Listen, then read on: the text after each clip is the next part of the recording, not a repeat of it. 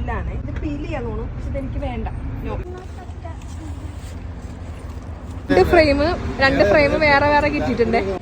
ആളുകളൊക്കെ വന്നിട്ട് വേറെ എടുത്തിട്ട് പോകുന്നുണ്ട്. നമ്മൾ മാത്രമല്ല എടുക്കണത്, വേറെ ആളുകളും പല ആളുകളും എടുക്കേണ്ടി വന്നു.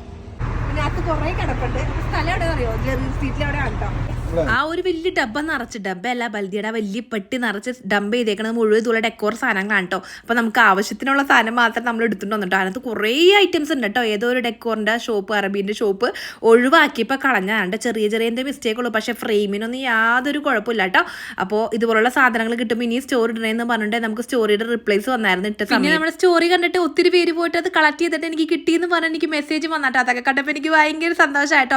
അപ്പോൾ ഇനി കിട്ടുമ്പോൾ ഞാൻ എന്തായാലും ഇൻസ്റ്റാഗ്രാമിൽ സ്റ്റോറി അപ്പം അപ്ഡേറ്റ് ചെയ്തേക്കാം. കിട്ടുന്ന സാധനങ്ങളൊക്കെ കൂടുതലുണ്ടെങ്കിൽ നിങ്ങൾ അപ്പം തന്നെ പോയി പെറുക്കി എടുത്തോളൂ ഗൈസ്. അപ്പോൾ ഞാൻ എൻ്റെ വീടിൻ്റെ ഈ ഒരു ഭാഗം മേക്ക് ഓവറാന്ന് വിചാരിച്ചിട്ട് ബ്ലാക്ക് കളറിലെ വാൾപേപ്പർ ഒട്ടിക്കണോ വേണമെന്ന് കുറച്ച് നേരം ഡൗട്ട് അടിച്ച് നിന്ന് പിന്നെ ഞാൻ വെച്ച് സ്വർണ്ണ കളറിലെ ഫ്രെയിംസ് എല്ലാം കിട്ടിയേക്കണേ, ഒട്ടിച്ചിട്ടുണ്ടെങ്കിൽ പുളിയായിരിക്കും. അങ്ങനെ ഞാൻ എണ്ണയുടെ പൊക്കത്തൊക്കെ വലിഞ്ഞ് കയറുന്നിട്ട് ഇത് മുഴുവൻ ഒട്ടിച്ചെടുത്തിട്ടോ.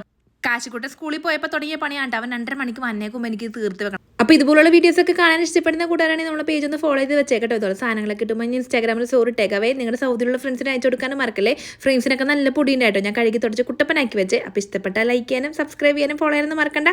നാളെ എന്തെങ്കിലും അയൽക്കുറിച്ച് പണിയായിട്ട് വരാവേ. ടാറ്റാ.